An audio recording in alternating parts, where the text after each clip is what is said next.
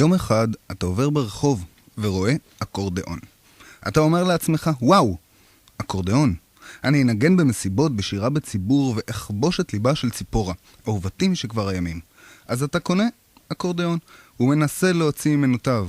אלוהים אדירים, איזה זיוף. תצטרך ללמוד לנגן באקורדיאון. ואכן אתה לומד לנגן אקורדיאון. לאחר שנה אתה נעשה מסמר הערב בכל מסיבה. כאשר המסיבה מדלדלת, אתה תמיד מגיע עם האקורדיאון וכולם שמחים. אך יותר מכל, אהוב עליך השיר היי הג'יפ, בו מביטה בך ציפורה בעיניים בורקות. וכך חולפים הימים. בכל יום אתה משתפר ומשתפר, למען תזכה באהבתה של ציפורה, אך היא בשלה. עד כי יום אחד מתארח שאול קטלמוני בחדר האוכל, והוא נפעם מנגינתך. בחטף אתה אורז חפציך, נושק לציפקה לחיה ואומר לה, את חכי לי ואחזור, אני נוסע ללס וגאס לכבוש את הבמות. בתחילה אתה וקטלמוני מנגנים ברחוב, אנשים משליחים מטבעות. יום אחד המזל משחק לך במכונת האימורים.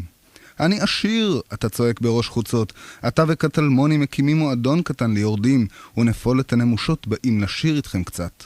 איזה אווירה מהנה. לפתע פורץ לחדר ג'ו ון ג'ק, האיש החזק ביותר בהוליווד, ואומר לכם, רבותיי, קחו $20 מיליון ותפיקו לי תקליט. אתה מאושר דגג. איך הקיבוץ יקנה, ואתה שורף את הבמות. נערות כשרות באות כדי שתחתום להם על חזייה, אך כאשר אתה שב לביתך, משהו ריק. אתה מרגיש כאילו השארת משהו מאחור, כאילו יש משהו שעוד לא הצלחת להשיג. יום אחד מישהו בקהל צועק לך, הלו, תנגן, היי הג'יפ. פתאום הכל ברור לך.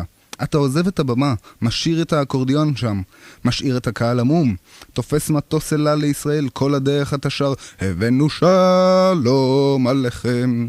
בנתב"ג אתה עודף את המעריצים, בועט באנשי המכס, נכנס ללימוזינה ונוסע לקיבוץ.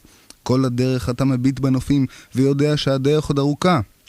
אבל כבר עברת את ירושלים, עברת את ים המלח, עברת את באר שבע, עברת את אילת, עברת את הקוטב הדרומי, והנה הקיבוץ. אתה נכנס בשער, לא אומר שלום לשוער.